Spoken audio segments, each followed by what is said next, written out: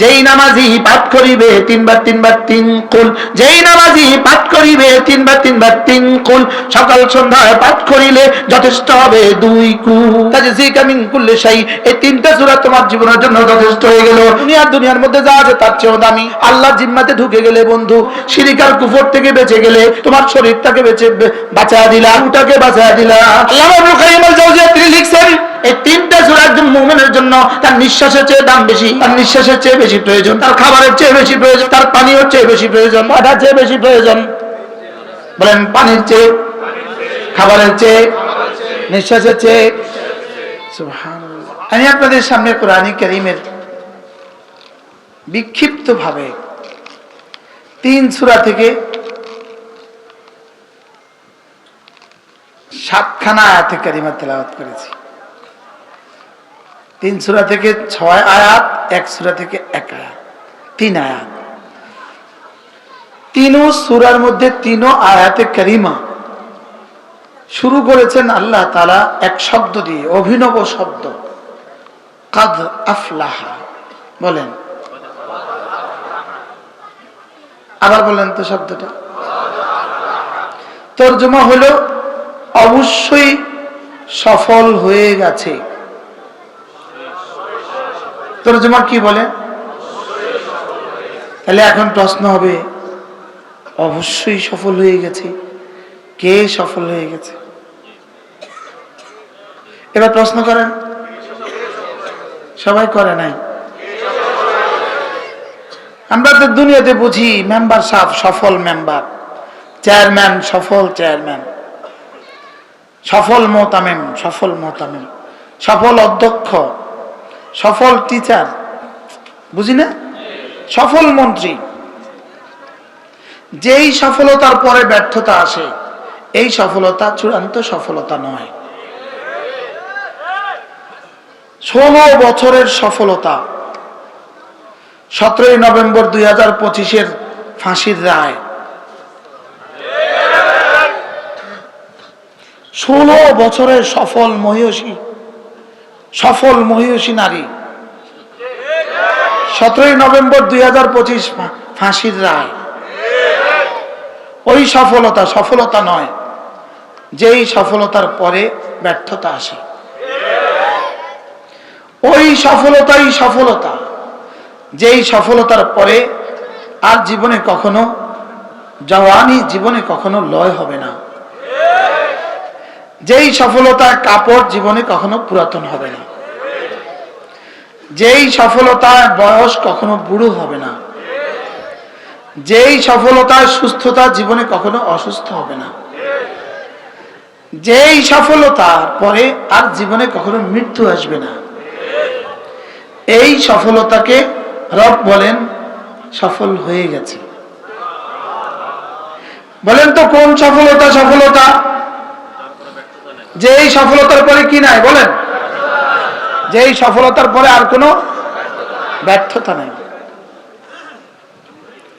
ফামান যুহজিহা আনিন নার ওয়া উদখিলাল জান্নাহ ফাকাদ ফাজ। যেদিন জান্নাতে ঢুকে যাবে বান্দা, সেদিন বুঝবে সে সফল হয়ে গেছে। এর আগ পর্যন্ত সফল বলার সুযোগ নাই। হ্যাঁ, আগে সফলতার কিছু চিহ্ন আছে। সুবহানাল্লাহ। আগে সফলতার কিছু কর্ম আছে। সফলতা কিন্তু কর্ম নয়, সফলতা হলো ফলাফল। সফলতা কর্ম না, ফলাফল। সফলতা হলো ফলাফল। যেই কর্মে সফলতা হয়, যেই কর্মে সফলতা হয়, লাভ করে, ওই কর্মটা ফলাফলের চেয়ে দাম বেশি।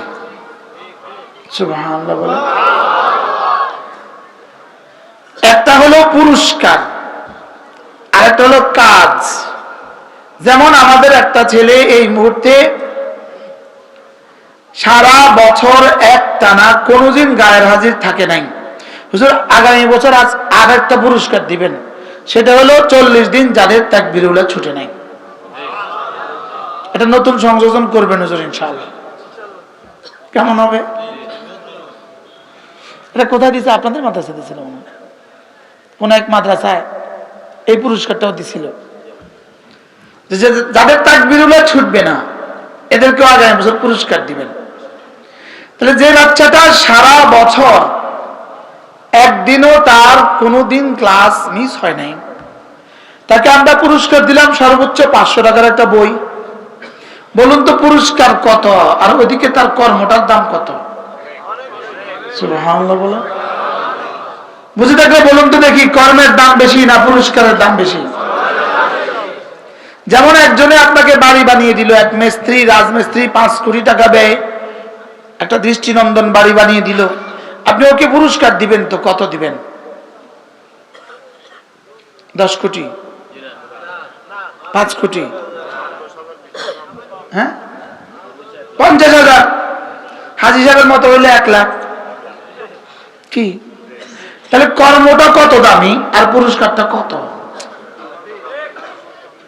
আমাদের ছাত্ররা 30 পারার হাফেজ হয়েছে, আমরা পুরস্কার হিসেবে তার মাথাটা পাগড়ি উঠিয়ে দিয়েছি 500 টাকার পাগড়ি। তাহলে কর্মের দাম কত, পুরস্কারের দাম কত? কর্মের দাম বেশি না পুরস্কারের দাম বেশি? না বুঝে বলেন। যেমন ধরেন লাসাজদাতুন ওয়াহিদাতুন খায়রুম মিনাদ দুনিয়া ওয়া মা ফিহা, একটা সেজদা দুনিয়ার মধ্যে যা আছে তার চেয়েও দামি। আচ্ছা পুরস্কার যদি দুনিয়ার মধ্যে যা আছে তার চেয়ে দামি হয়, তাহলে একটা সেজদার দাম কত? সুবহানাল্লাহ বলেন। তাহলে পুরস্কার দামি বেশি হয় না কর্ম দামি বেশি হয়?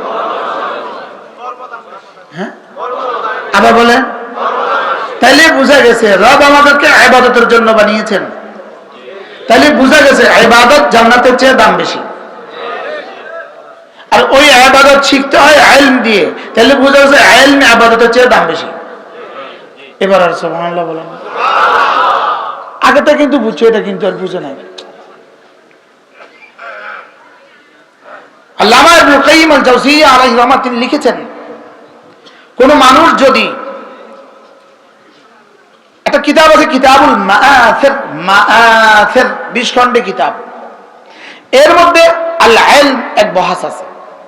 এই বহাসের মধ্যে আল্লামা ইবনে কাইয়িম আল জাওজিয়্যার এই কথা নকল করা হয়েছে। কি বলেছেন? একজন মানুষ যদি তার আঙ্গুলের মাথাটাকে সমুদ্রে রেখে দেয়, এবার তার আঙ্গুলের মাথা যে পরিমাণ পানি, এটা হলো একটা পানি, আর বাকিটা হলো কি? সমুদ্রের অবশিষ্ট পানি।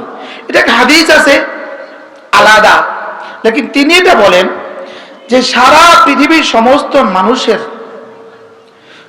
সমস্ত নফল ইবাদত আঙ্গুলের মাথার পানি, শুধু জিহাদ সমুদ্রের অবশিষ্ট পানি।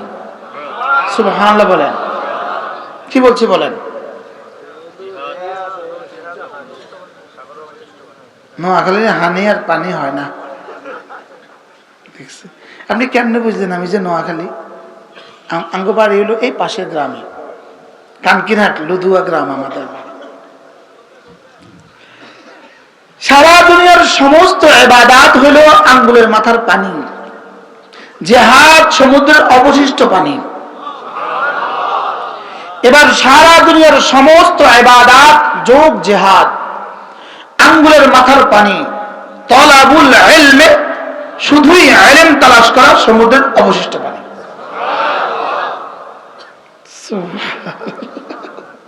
হাজব কি বুঝছেন? শুধু ইলম তালাশ করা সমুদ্রের অবশিষ্ট পানি। সুবহানাল্লাহ বলে। আমি উদাহরণ দিয়ে বুঝাই আপনাকে। যেমন ইনি বসে বসে দোয়া করছে, দোয়া হাত তুলে বসে বসে ধ্যানের সাথে হৃদয়ে সবটুকু ভালোবাসা দিয়ে চোখের পানি ফেলে দিয়ে বসে বসে দোয়া করছেন, দোয়া দোয়া দোয়া, ধ্যানের সাথে দোয়া। তা আপনি বলবেন নিশ্চয়ই ইনার এই দোয়া সারা পৃথিবীর এই মুহূর্তে যত গাফেল আছে সকলের মোকাবেলায় এই কাজটা দামি। দামি বলবেন কিনা বলেন? এবার ইনার পাশের উনি বসে বসে জিকির করছে, বলেন কি করছে বলেন? ইনি কি করছিলেন আর ইনি কি করছে?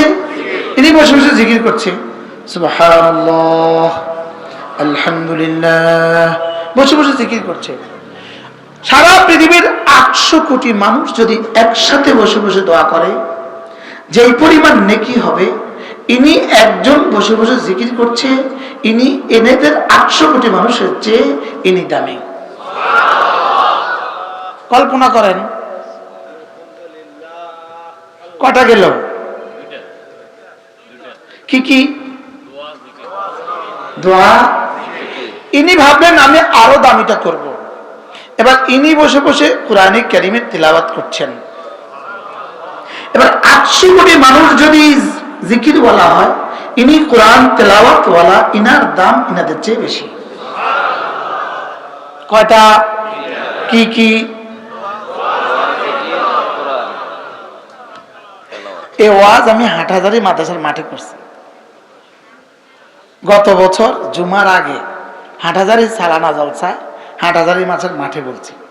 মূলত আমি হাটহাজারী মাছের মাঠে এজন্য বলছিলাম, হাটহাজারীর ওস্তাদদের থেকে যেন আমাকে আমার বুঝ ব্যবস্থা দুর্বল হইলে ঠিক করে দেয়, এই আশায় বলছিলাম। এখানেও আমি ওলামা উম্মতের সামনে এটা এই আশায় বলছি, আমি যেন আবেগে রাসূলের খেলাফ না বলে ফেলি। বলেন দোয়াওয়ালা তার চেয়ে দাম কার? এবার তার চেয়ে দাম কার? কটা? ইনি ভাবলেন যে আমি আরো দামিটা করব। ইনি এবার নফল নামাজে দাঁড়িয়ে গেলেন।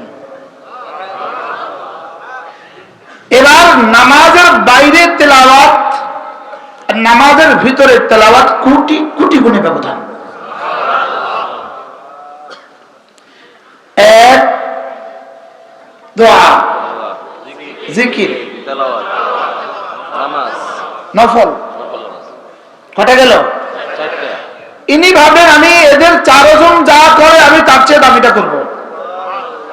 ইনি বেশি কিছু করতে পারেন না, ইনি ফরজ নামাজ পড়ে, ওয়াজিব পড়ে, সুন্নত গুলো পড়ে, আর বেশি দোয়া করার টাইম পায় না, বেশি জিকিরের টাইম পায় না, বেশি তেলাওয়াতের টাইম পায় না, বেশি নামাজের টাইম পায় না। ইনি ঘুরে ঘুরে মানুষের দুয়ারে দুয়ারে গিয়ে বলে, ভাই কুলু লা ইলাহা ইল্লাল্লাহ তুফলিহু। ইনি মানুষকে নামাজের দিকে দাওয়াত দেয়। ইনি মানুষকে নামাজের দিকে কি দেয় বলেন? এবার ইনি কোটি কোটি নফল ওয়ালার চেয়েও ইনার দাম বেশি। কয়টা পাইছি বলেন? 1 number, 2 number, 3 number, 4 number, 5 number দাওয়াত।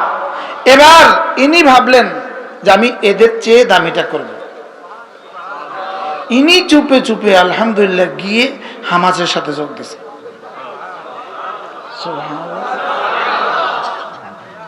এবার সারা পৃথিবী যদি দাওয়াত দেয়, যে পরিমাণ নেকি হবে, ইনার এক সকালবেলার জিহাদ তার চেয়ে বেশি নেকি হবে।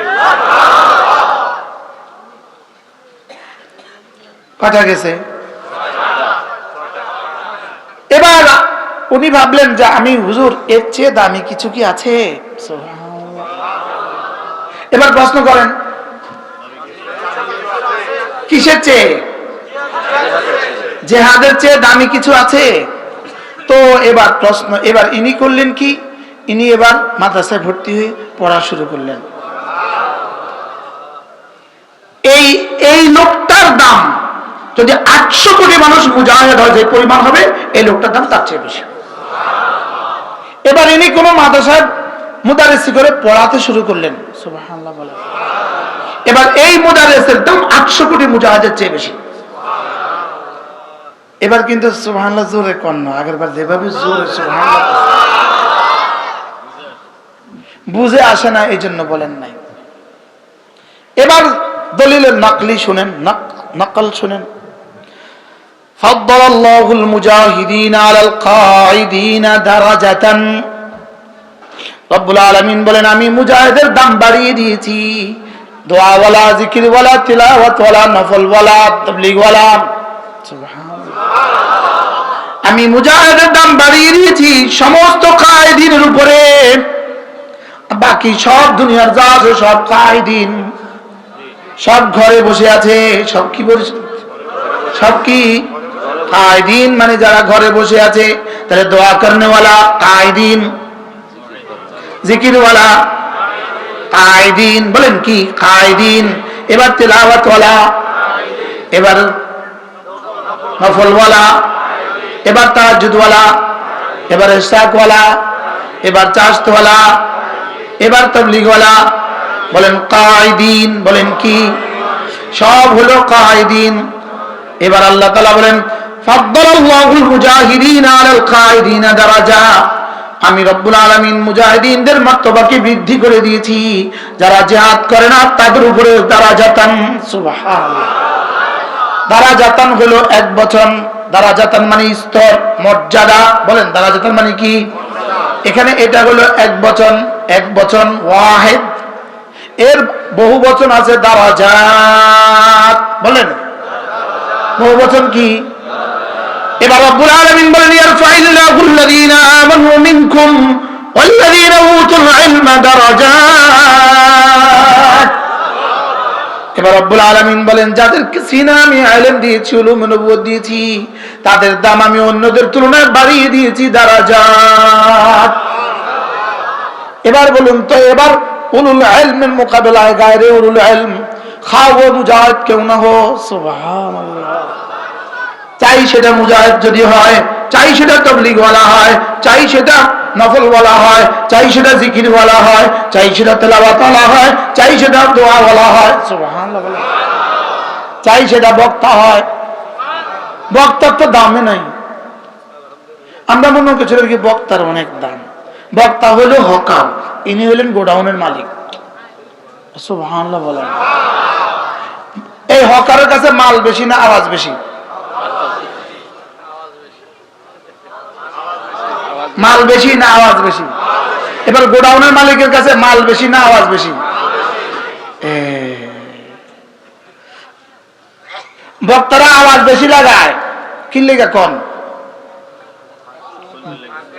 মাল কম। কি কম? মাল কম। মাল বেশি হলে আওয়াজ কম হয়। মনে হয় বুঝেন না। মাল বেশি হলে কি হয় বলেন? আর আওয়াজ বেশি হলে? আওয়াজ বেশি দিলেই বুঝবেন এটার মাল কম।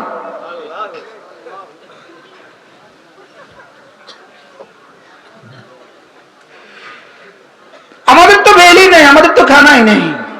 মূল দামি হলেন এই উস্তাদরা। সুবহানাল্লাহ বলে। মূল দামি কে? এই উস্তাদ হলে মূল দাম। এজন্য হাজী সাহেব আপনি জীবনে একটা সিদ্ধান্ত নিছেন। হাজী সাহেব আলহামদুলিল্লাহ।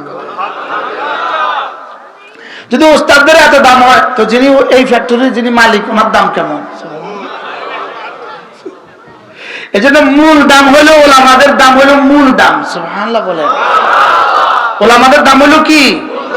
এজন্য আমাদের 1000 বছরের ওয়াজের চেয়ে আমাদের বাচ্চারা যখন বসে বসে মিজান পড়ে, ফালা ফালা ফালু ফালা তালাতা ফালনা ফালতা ফালতু ফালতু ফালতু ফালতু ফালতু, এটা যখন পড়ে তো ফেরেশতার কাছে আমাদের 1000 বছরের ওয়াজের চেয়ে ওটা ভাল লাগে।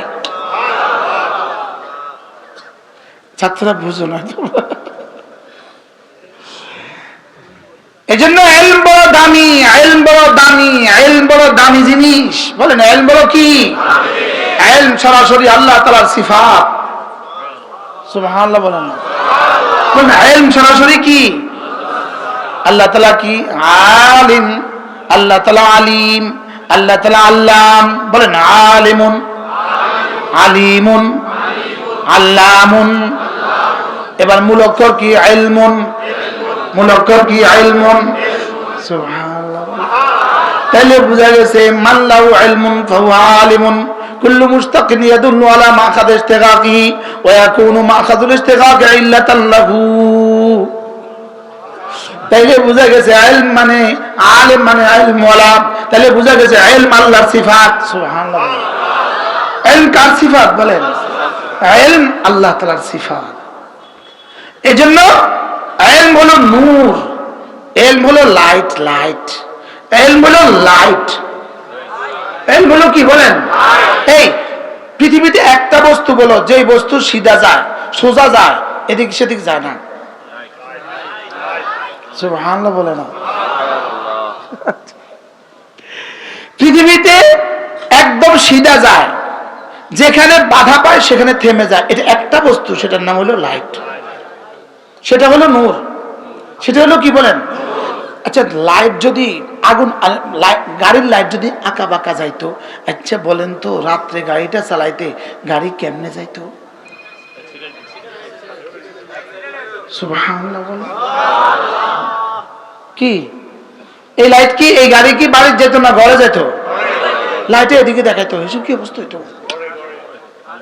হ্যাঁ আল্লাহ, লাইট যদি বাধাপ্রাপ্ত হয়, বাধাগ্রস্ত হয়, যেমন সামনের ট্রাকে গিয়ে আমার লাইট থেমে গেছে, লাইটে কি বলে আমি কিন্তু বাঁকা বুকা যাবো না, আমি এখানে থেমে যাব। যদি এই সময় সে বাঁকা যেত, এই গাড়ির পেছনের গাড়ির অ্যাক্সিডেন্টের সম্ভাবনা ছিল। কি ভাই, তাহলে লাইটের গতি কি বলেন? সোজা। লাইটের গতি কি? এই জন্য আলে ইলমু নূর, ইলম হলো লাইট, এটার গতি সোজা, এটা তোমাকে সোজা জান্নাতে পৌঁছায় দিবে। এই জন্য ইলম ছাড়া মানুষটা কেমন, ইলম ছাড়া মানুষটা কেমন, ইলম ছাড়া মানুষটা কেমন, ঠিক এজ লাইক এ গরু, গরুটা যেমন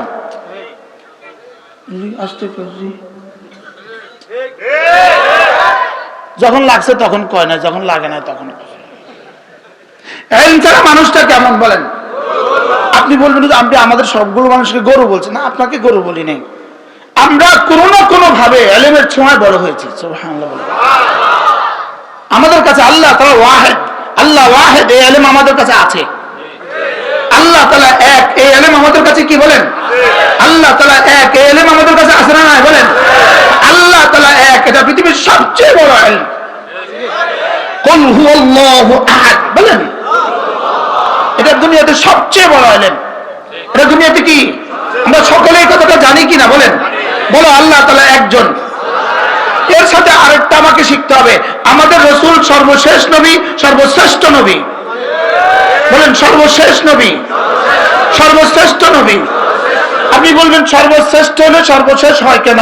সর্বশেষ হলে সর্বশ্রেষ্ঠ হয় কেন? হ্যাঁ, যিনি সর্বশেষ হন তিনি সর্বশ্রেষ্ঠ হওয়া লাজেম, আর যিনি সর্বশ্রেষ্ঠ হন তিনি সর্বশেষ হওয়া লাজেম। সুবহানাল্লাহ বলেন। কারণ আমাদের নবী সর্বশেষ নবী, এক আওয়াজ, সর্বশেষ নবী, সর্বশ্রেষ্ঠ নবী। আমাদের নবী সর্বশেষ নবী, আমাদের নবী সর্বশ্রেষ্ঠ নবী। তাহলে সর্বশ্রেষ্ঠ আবার কি বলো? যিনি সর্বশ্রেষ্ঠ হন তিনি সর্বশেষ হন। এবার আমাদের ইসলাম, বলো আমাদের ইসলাম একমাত্র ধর্ম, আমাদের ইসলাম একমাত্র ধর্ম, সর্বশ্রেষ্ঠ ধর্ম, একমাত্র ধর্ম। এখানে শুধু সর্বশ্রেষ্ঠ ধর্ম বললে হবে না, শুধু শ্রেষ্ঠ ধর্ম বললে হবে না, বলতে হবে একমাত্র ধর্ম। আজকে পৃথিবীতে ইসলাম কি? একমাত্র ধর্ম। অনেক নওজোয়ান দেখতেছি, মাশাআল্লাহ, তোমাদের জন্য বলছি, আমাদের ইসলাম কি? আবার আমাদের ইসলাম কি? একমাত্র ধর্ম। আমাদের ইসলাম কি? একমাত্র ধর্ম। বলুন একমাত্র ধর্ম, শ্রেষ্ঠ ধর্ম, সর্বশ্রেষ্ঠ মধ্যে পার্থক্য কি?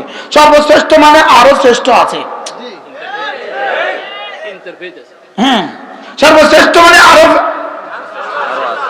গুড বেটার হয়ে গেছে। আমাদেরটা বেস্ট ধর্ম, ওদেরটা গুড আর বেটার না, আমাদেরটা গুড আর বেটার নয়। পৃথিবীর কোনোটা গুড নাই, পৃথিবীর কোনোটা বেটার নাই, পৃথিবীর কোনোটা শ্রেষ্ঠ নাই, আমাদেরটা সর্বশ্রেষ্ঠ নয়, আমাদেরটাই ধর্ম।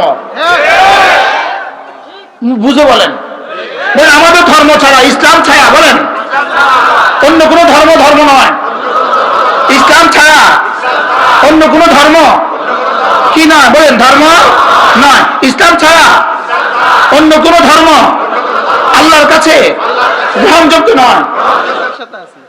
আমরা ইসলামের সাথে আছি বলেন না, ইসলামী জোট অন্য কোথাও বাংলাদেশের কোন অবস্থাতেই, বাংলাদেশের কোন আসনে অমুসলিমকে সিট দিতে পারবে না, নমিনেশন দিতে পারবে না। আপনাদের প্রাণের দাবি কি না বলেন? ওদেরকে শুনে যান, নেতাদেরকে শুনে যান, এটা আমাদের হৃদয়ের দাবি। 18 কোটি মুসলমানদের সাথে গাদ্দারি হবে, 18 কোটি মুসলমানদের সাথে কি হবে? এটা হইতে পারে না। যদি এবার 8 দল একসাথে হয়ে আসেন, 8 দল যদি একসাথে হয়ে আসেন, ইনশাআল্লাহ ইমানের প্রশ্নে আর ইসলামের প্রশ্নে আমরা আপনাদেরকে নৈরাশ করব না। এবার আর ইনশাআল্লাহ জোরে কয় না। কিসের উপর ইনশাআল্লাহ বলছেন? ইসলামের পক্ষে। যদি একজন আসেন, যদি ইসলামের নামে 17 জন আসেন, আমরা কারে দিতাম? তোমরা কহ, যদি ইসলামের নামে কয়জন আসেন? যদি ব্যালট একটা হয় আর বক্স যদি কি হয় একটা হয়, নমিনেশন যদি একজন হয় তো ইনশাআল্লাহ আমরা আপনাদের জন্য দোয়া করব। দোয়া করবেন তো ইনশাআল্লাহ। এখানে কিন্তু মাসালা আসবে ঈমান আর ইসলাম, এখানে ঈমান আর বেঈমানি মাসালা আসবে, ইসলাম আর ইসলামের মাসালা আসবে, নামাজি আর বেনামাজির মাসালা আসবে। বাস্তব না বাস্তব বলেন? আসবে না আসবে না বলেন? এই জন্য আল্লাহ তাআলা আমাদেরকে শুভ বুদ্ধির উদয় করে দেন, আল্লাহ তাআলা আমাদেরকে কবুল করেন। কথা আমার অনেক দূর চলে গেছে, বলুন তো দেখি ইলমের দাম কত? এই জন্য আমি ব্যক্তিগতভাবে একটা বিষয়, ব্যক্তিগতভাবে আমাকে অনেকেই অফার করছে, প্রস্তাব করছে, নির্বাচন করলে কেমন হয়, আপনি নির্বাচন করেন। আমি বলতেছি রব বলেন ইয়ারফাইল্লাহুল্লাযীনা আমানু মিনকুম ওয়াল্লাযীনা উতুল ইলমা দারাজাত। রব আমরা রাখছে কথা, আমি যাইতাম কথা, আমি এত বেকুব হইতাম না। না না ভাই,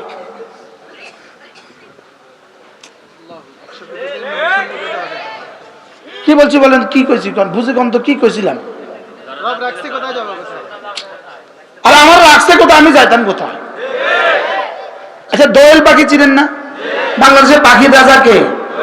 দোয়েল। আচ্ছা দোয়েল পাখি যদি ছোট্ট একটা এই কি বলে এটাকে পরিং একটা দেখে, তার পিছনে ছুট দেয় কিনা?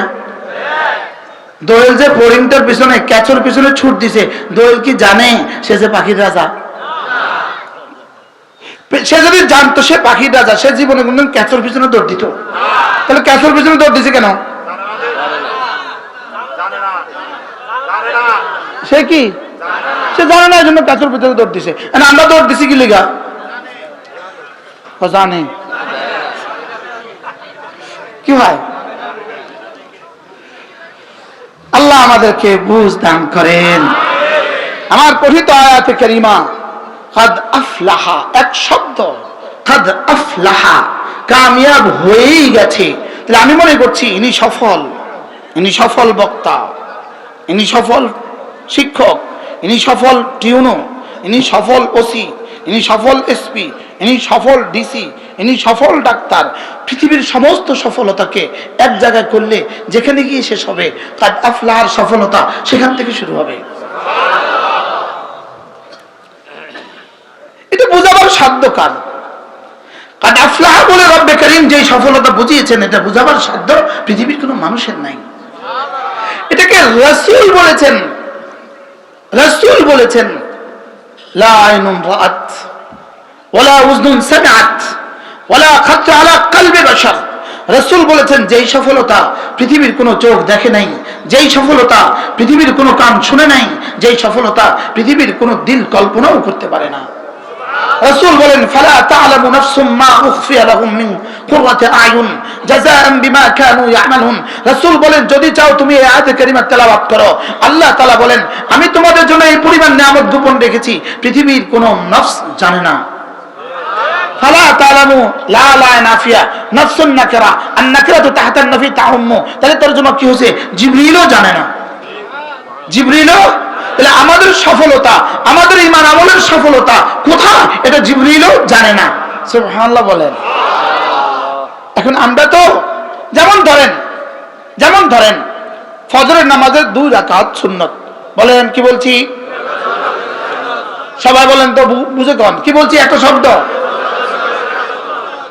এবার জিজ্ঞেস করেন হুজুর আচ্ছা ফজরের 2 রাকাত সুন্নাতের দাম কত? একটু জিজ্ঞান যায়, প্রশ্ন করেন। এবার রাসূল বলেন রাকাতা সালাতিল ফজরিন খায়রুম মিনাদ দুনিয়া ওয়া মা ফিহা। আল্লাহর নবী বলেন ফজরের 2 রাকাত সুন্নাত দুনিয়ার মধ্যে যা আছে তার চেয়েও দামি। ফজরের 2 রাকাত সুন্নাত দুনিয়ার মধ্যে যা আছে তার চেয়েও দামি। এবার বলুন তো দেখি কত সম্পদের মালিক হলে দুনিয়ার মধ্যে যা আছে তার চেয়ে দামি হবে? এটা কি সম্ভব? এটা আমি বাচ্চাদেরকে বারবার উঠতে বলছিলাম, তখন ওরা উঠে নাই, এখন কিন্তু উঠতেছে ঠিক হয়ে।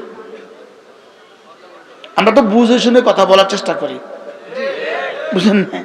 বাচ্চারা ডিস্টার্ব করে। রাকাতা সালাতুল ফজর খায়রুম মিনাদ দুনিয়া ওয়া মা ফিহা।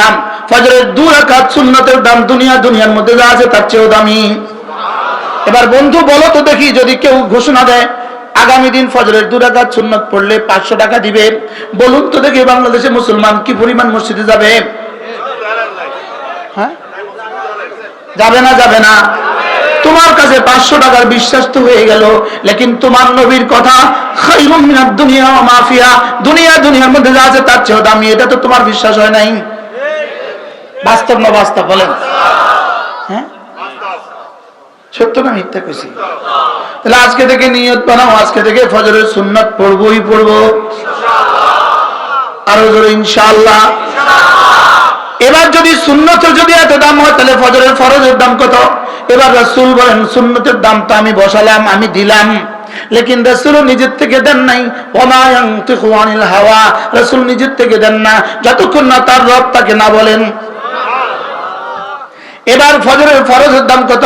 এবার রাসূল বলেন মান সাল্লা সালাতাল ফজরে ফাহুয়া ফি যিম্মাতিল্লাহ, ফজরের নামাজ পড়লো যে আল্লাহ জিম্মায় ঢুকলো সে। স্লোগান দাও, ফজরের নামাজে পড়লো যে আল্লাহ জিম্মায় ঢুকলো সে, ফজরের নামাজে পড়লো যে আল্লাহ জিম্মায় ঢুকলো সে। এজন্য আমি আশাবাদী, এবারে যারা নির্বাচন করবেন বাংলাদেশে, ইসলামের যারা নামে না যারা নির্বাচন করবেন, এদের কারো আজ থেকে নির্বাচন পর্যন্ত ফজর ছুটতে পারবে না। এবার আর জিয়া জোরে কন না কি?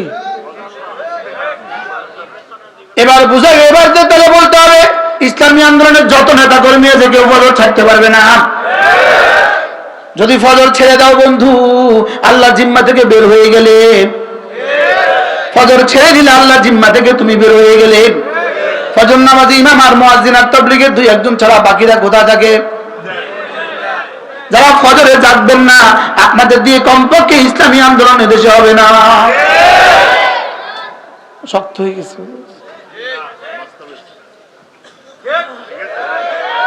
ফজরের নামাজে পড়লো যে আল্লাহ জিম্মায় ঢুকলো সে।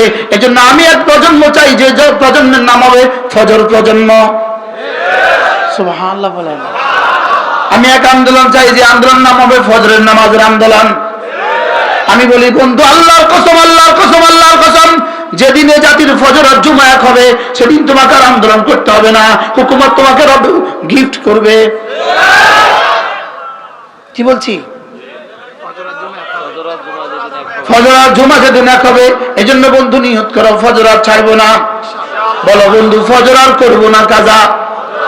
আবার বলেন ফজর আর করবো না কাজা, ফজর আর ছাড়বো না, ফজর আর ছাড়বো না। সবাই বলেন ফজর আর ছাড়বো না। আমি বলি ইনশাআল্লাহ, ইনশাআল্লাহ। হাত উঠাইয়া ওয়াদা করলাম ভাই, ফজরের নামাজে নিশ্চিত করে মরতে চাই সবাই। কি ভাই, কি রূপ ইনশাআল্লাহ ভাইয়া?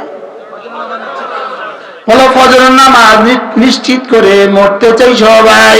ইনশাআল্লাহ, ইনশাআল্লাহ। হাত উঠাইয়া ওয়াদা করলাম ভাই, ফজরের নামাজে ঠিক করিয়া মরতে চাই সবাই, ফজরের নামাজে ঠিক করিয়া মরতে চাই সবাই। বলো ফজর, আবার বলেন ফজর, আবার বলেন ফজর। আমি এক প্রজন্ম চাই যে প্রজন্ম ফজর পড়বে। আল্লাহর কসম, আমার মন চায় আমি এক আন্দোলন শুরু করছি, যে আন্দোলনের সভাপতি আমি, সেক্রেটারি আমি। শুকর আদায়ের জন্য বলি, এতগুলো মিডিয়ার সামনে শুকর আদায়ের জন্য বলি, শুকর আদায়ের জন্য বলি, শুকর আদায়ের জন্য বলি। আমার ফজরের জামাত ছুটছে কবে আমার জীবনে কোনোদিন মনে নাই। আলহামদুলিল্লাহ। আবার বলুন আলহামদুলিল্লাহ। ওমা উবারিউ নাফসি ইন্নান নাফসা লাআম্মারাতুম বিসসু। আর ফজর বলছি তো এজন্য, আল্লামা ইবনে কাইয়িম আল জাওজিয়া তিনি বলেন একজন মুসলমানের উপরে আল্লাহর পক্ষ থেকে সবচেয়ে বড় পরীক্ষা হলো ফজরের নামাজ। সবচেয়ে বড় পরীক্ষা কি? তো পরীক্ষা যদি সবচেয়ে বড় হয়, পুরস্কারও সবচেয়ে বড় হবে। সুবহানাল্লাহ বলে। এবার তিনি লিখছেন ফজরের নামাজ এই কিতাবের মধ্যে আছে। আমাদের এই কিতাব আমি ফেরি করি, আমি একটা কিতাবের ফেরিওয়ালা, আল ওয়াবিলুস সাইয়্যিব ফিল কালিমিত তাইয়্যিব। আমি এই কিতাবের ফেরিওয়ালা। এই কিতাবের মধ্যে তিনি লিখছেন পরীক্ষা এতটা কঠিন হয় না, পরীক্ষা এতটা কঠিন হয় না যে কেউ পারে না, আর এতটা সহজ হয় না যে সকলেই পারে। কথাটা কেমন? কি বলছে বলেন তো? পরীক্ষা এতটা কঠিন হয় না যে কেউ, আবার এতটা যে সকলেই। বিসিএস পরীক্ষা বুঝি এতটা সহজ হয় যে ৮০,০০০ পরীক্ষা দিচ্ছে ৮০,০০০ পারে, আবার এতটা বুঝি কঠিন হয় ৮০ জনও পারে না। সরকারের টার্গেট থাকে, এবার নিবে কতজন? 800 জন। মাসালান নিবে কতজন? 800 জন। পরীক্ষা দিছে 80,000। এমন ভাবে পরীক্ষা প্রশ্নটা করে যে 800 জনই পাস করে, বাকিরা ফেল করে। এবার বলো তো দেখি, ফজর নামাজ কি? পরীক্ষা। ফজর নামাজ কি? এবার পরীক্ষায় পাস করবে, সবাই ফেল করবে না কেউ কেউ পাস করবে? এবার সবাই পাস করবে না কেউ কেউ ফেল করবে? এবার ফেল করবে কারা? ফেল করবে কারা? মুনাফিক যারা। পাস করবে কারা? মুমিন যারা। সুবহানাল্লাহ। বলো ফেল করবে কারা? আমরা যারা বক্তা আছি, আমি আগেই বলছি আমরা বক্তা, ওনারা হলো ওটা অনুলা, আমরা কি? আমরা বক্তা। বক্তারা যখন যায় ঘুমায় রাত 3টা রাত 4টা, 1 লক্ষ শয়তান তাদের কাছে আসে। 1 লক্ষ শয়তান। কেউ মাথার তেল লাগায়, কেউ পায়ের দাবা, কেউ এত রাত 3টা বয়ান করছেন, এখন ঘুমান, একটু ঘুমান, একটু ঘুমান, একটু ঘুমান। আমাদের বলি দাওয়াত বালাতে বললে আমি টের পাই, আমরা আদর করে, আমি এটা টেরই পাই। ভাবি এটা কি পাই বলে, আমি এটা টের পাই। ও যে পড়ছি, আমি এটা টের পাই। একবার কুমিল্লাতে বলেন আমি এটা টের পাই, আর আমি তো রোজ আমার টের পাই। আমি গতকালকে শুইতে গেছি, তখন 4টা 20 বাজে। 4টা 20 আমি শুইতে গেছি। আমি ঘড়িতে অ্যালার্ম দিছি 5টা 20। কয় ঘন্টা? 5টা 20 যখন অ্যালার্মটা দিল, মন চাইছে মোবাইলটা একটা আসার দিই। কি রে, সারাদিন সারা রাত পরে 4টা 20 ঘুম আর 5টা 20 অ্যালার্ম, উপায় আছে? এখন আমি টের পাইছি যে কয় লক্ষ শয়তান আমার কাছে আছে। শয়তান আমারে বহুত সুন্দর করে বুঝাইছে, বহুত আদর করছে।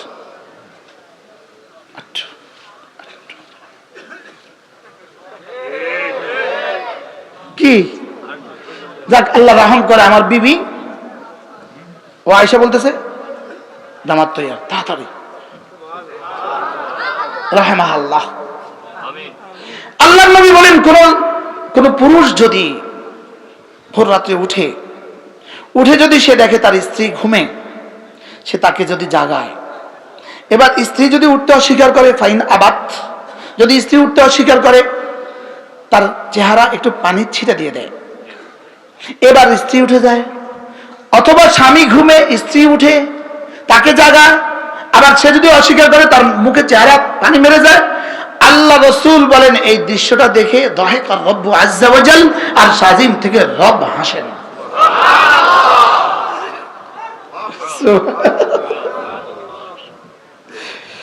তাহলে ফজরের নামাজে পড়লো যে আল্লাহ জিম্মায় ঢুকলো সে।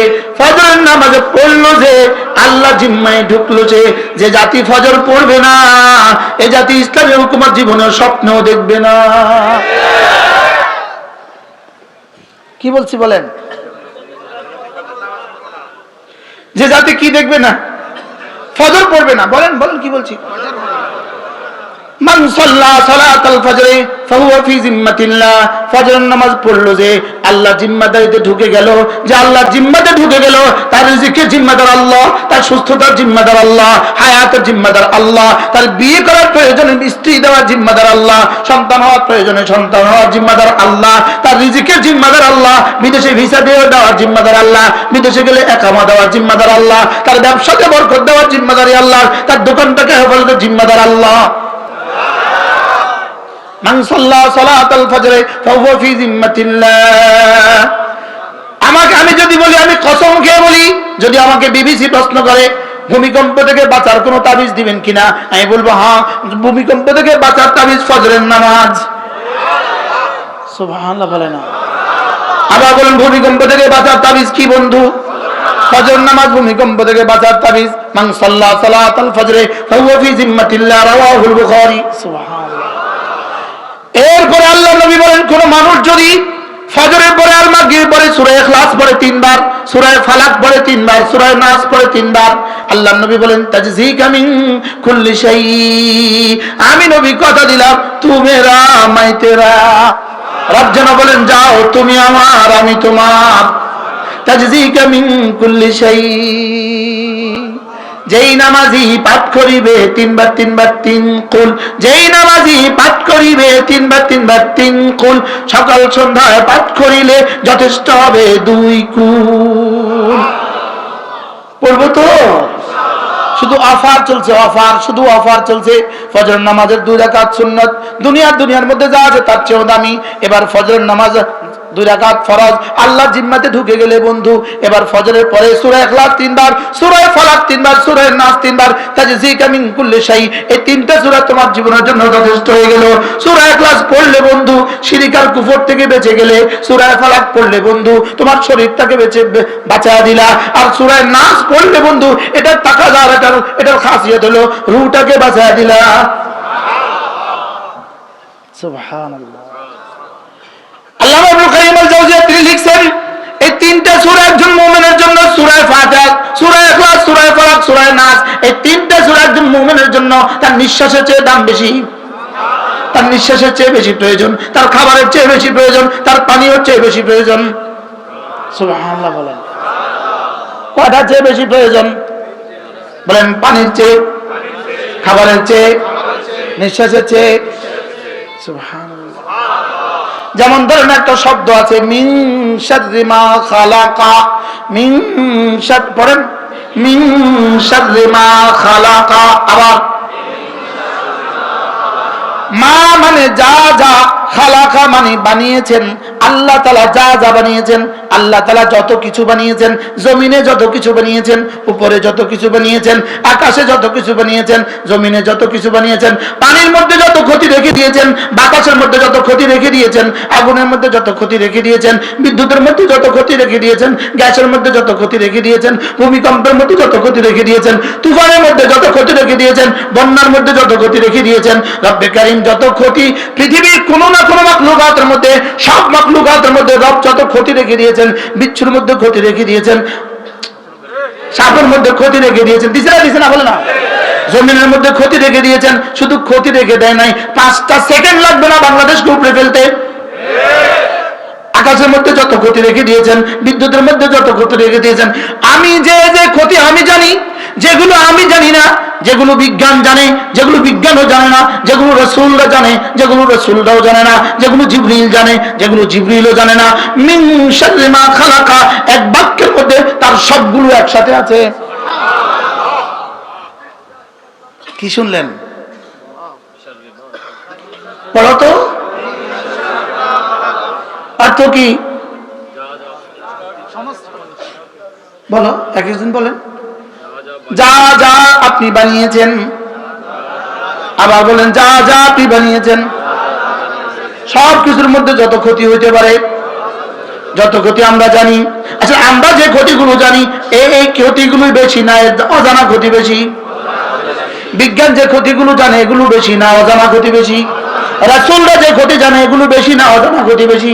জিবরিল যে ক্ষতিগুলো জানে এগুলো বেশি না অজানা ক্ষতি বেশি? আল্লাহ।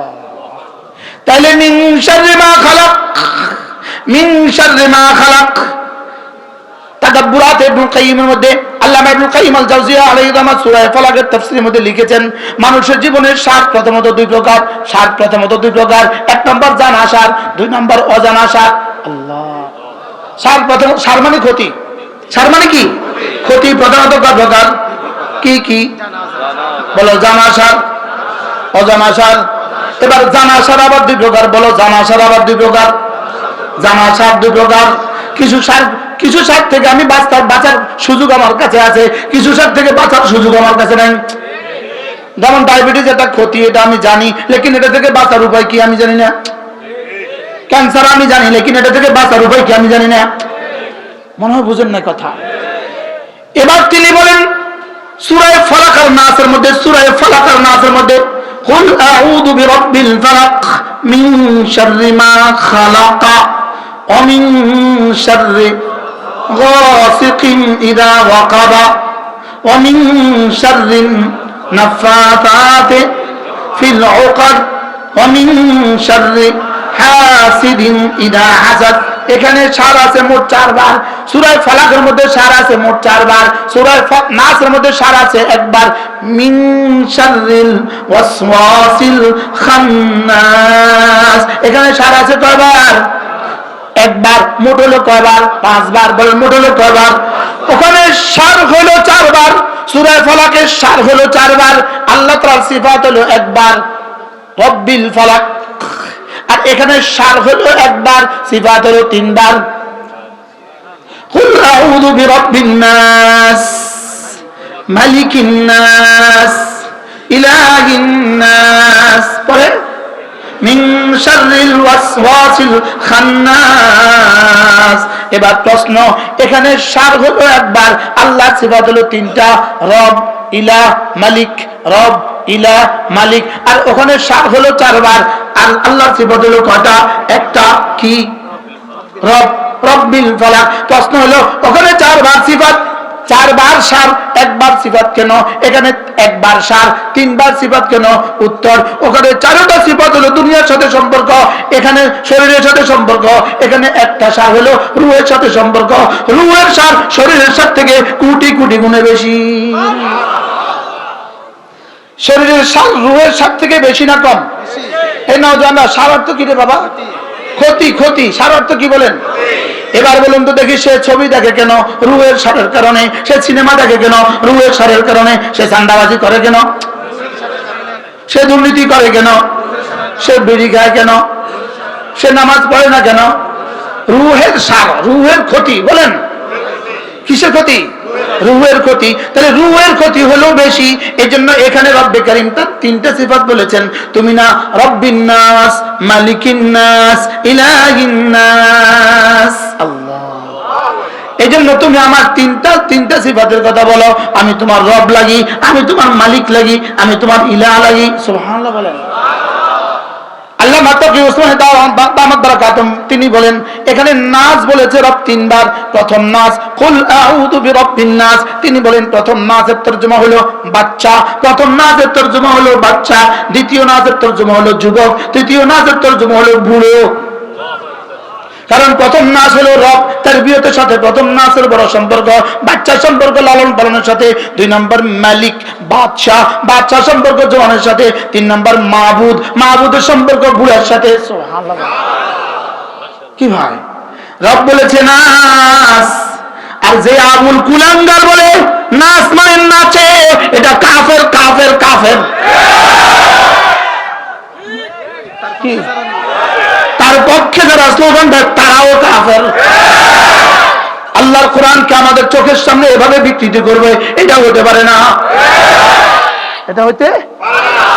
এজন্য ভান্ডারীদের থেকে বাঁচেন, লালনদের থেকে বাঁচেন, বাউলার ফাউলদের থেকে বাঁচেন। কি কি বলছি বলেন? বলো, ভান্ডারীদের থেকে বাঁচো, ভান্ডারীদের থেকে। 2 নম্বর লালন, 3 নম্বর কি? বাউলাদের থেকে বাঁচো, হিজবুত তাওহীদের থেকে বাঁচো, আহলে কোরআনের থেকে বাঁচো। আল্লাহ আমাদের সবাইকে হেফাজত করেন। কি শব্দকে কি বলে ফেললো, হারামখোর কোথাকার। কি ভাই, এটা মানবতার কলঙ্ক। এটা কি বলেন? মানবতার কি?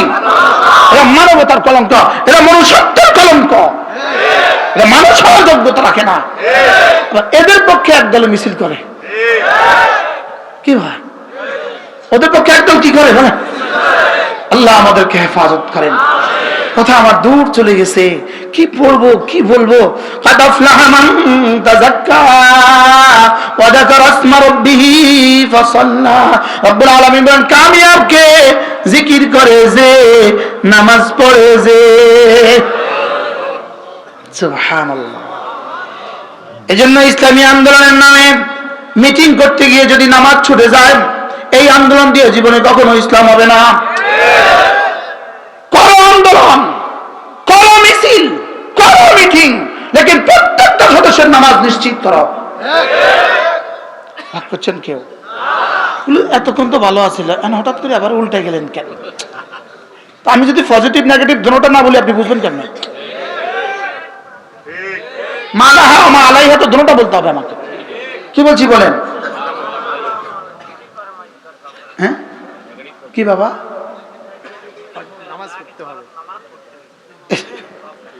নেগেটিভ মিটিং করো আর যা করো, নামাজ ঠিক করতে হবে। কি বলছি বলেন? আবার বলেন কি ঠিক করতে হবে বলেন? আর বলেন কি ঠিক করতে হবে? শুধু জোহর ঠিক করবো না ফজর ঠিক করবো? এই জন্য বড় চ্যালেঞ্জ হবে, বড় চ্যালেঞ্জ হবে আগামী নির্বাচন, বড় চ্যালেঞ্জ হবে দেশের জন্য। শুধু আবেগে মাতলে হবে না, আবেগে নাচলে হবে না। 20 লাখ মানুষ দেখে পাগল হলে হবে না। বুঝেন না কথা? 20 লাখ মানুষ দেখে পাগল হলে কি হবে না। প্রত্যেকে নিয়ত করেন আজ থেকে নামাজ পড়বই পড়বো।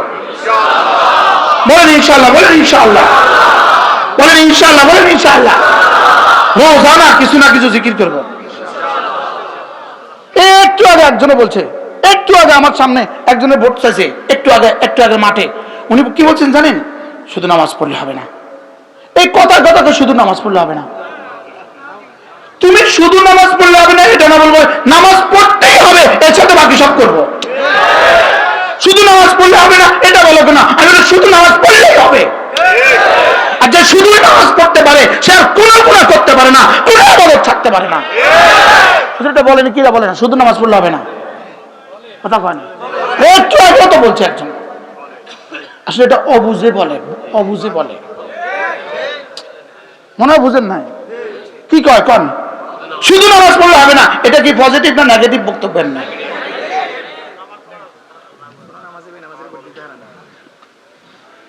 আমি বলবো শুধু নামাজ পড়লে হবে না এটা বলবেন না, বলতে হবে আমাকে নামাজও পড়তে হবে, এর সাথে সব করতে হবে। এটা হবে পজিটিভ। এটা হবে কি বলেন? শুধু নামাজ পড়লে হবে না। আবার কয় না, এই কথা ঠিক নয়। শুধু নামাজ পড়লে হবে না, এই বাক্যটা ঠিক নয়। আল্লাহ কয় শুধু নামাজ পড়লেই হবে। উতলু মা উহিয়া ইলাইকা মিনাল কিতাব ওয়া আকিমিস সালাহ ইন্নাস সালাতা তানহা আনিল ফাহশাই ওয়াল মুনকার। রাব্বুল শুধুই নামাজ পড়ো, যাও সব আমি ঠিক করে দিব। বুঝুন কি আছে এর মধ্যে?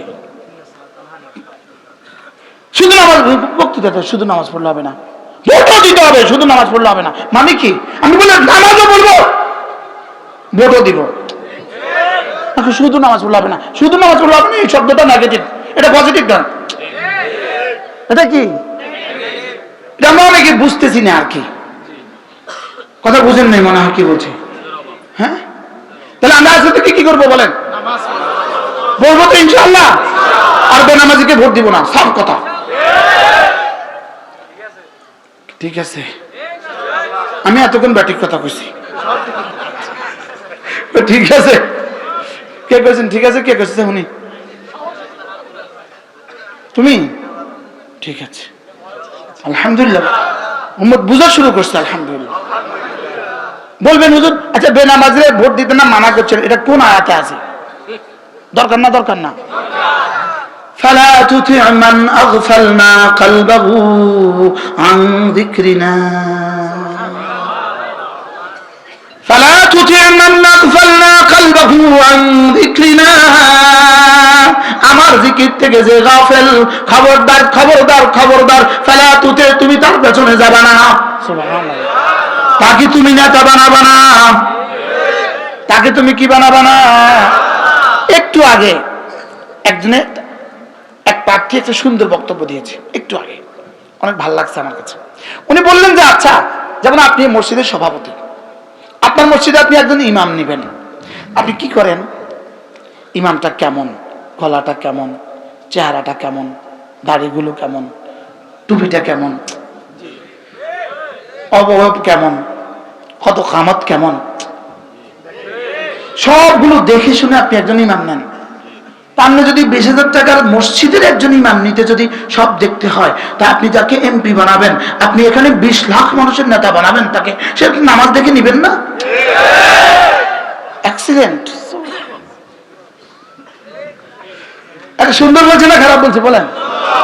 আপনার গঞ্জ সুন্দর করছে নি বলেন না? আচ্ছা, সে আয়সা এভাবে পড়ে বিসমিল্লাহির রহমানির রহিম, তার বিসমিল্লাহটা দেখে কি বোঝা যাচ্ছে না তার সূরা ফাতিহার কি হালত? বিসমিল্লাহ দেখে কি বোঝা যাচ্ছে না? বিসমিল্লাহ অবশ্য পড়ে না, বিসমিল্লাহ এখন আর পড়ে না। বিসমিল্লাহ বললে যদি হুজুরে আসে বিসমিল্লাহ পড়তাম না, ডাইরেক্ট শুরু করবো কি? এই জন্য নিয়ত করেন ইনশাআল্লাহ। নামাজি নামাজি নামাজি কাকে কাকে বন্ধু বানাবো? কাকে বন্ধু বানাবো? নামাজিকে বন্ধু বানাবো, জিকিরওয়ালাকে বন্ধু বানাবো, কোরআনওয়ালাকে বন্ধু বানাবো, যে ইসলামের পক্ষে কথা বলে তাকে বন্ধু বানাবো। তাকে কি বানাবো? ইনশাআল্লাহ তাকে বন্ধু বানাবো, তাকে আমার নেতৃত্বের চাবি তার হাতে তুলে দিব। বলেন ইনশাআল্লাহ, বলেন ইনশাআল্লাহ। আল্লাহ আমাদের সকলকে কথাগুলো বোঝা মানা সহজ করে দেন, সকলে বলি আমিন। আল্লাহ তাআলা এই মাদ্রাসাকে কবুল করেন। হ্যাঁ, আমি তো পারি নাই আপনাদের সামনে বলতে, কাদ আফলাহা মান তাযাক্কা ওয়া যাকারা ইসমা রাব্বিহি ফাসাল্লা। আল্লাহ আমাদের সকলকে, প্রত্যেকে নিয়ত করো বন্ধু, যখন বিয়ে করবা দিন দেখে বিয়ে করবা। এবার যখন সন্তান হবে সন্তানকে দিন শিখাবো। বলেন ইনশাআল্লাহ, আর বলেন ইনশাআল্লাহ। জোয়ানরা যদি কখনো সুযোগ হয় তাবলীগে যাবা। এবার আসতে কইছি ইনশাআল্লাহ। যদি কখনো সুযোগ হয় কোথায় যাবেন বলেন? যদি কখনো সুযোগ হয় তাবলীগে যাবেন, যদি কখনো সুযোগ হয় হক্কানি রব্বানি কোনো আল্লাহওয়ালাদের মজলিসে যাবেন।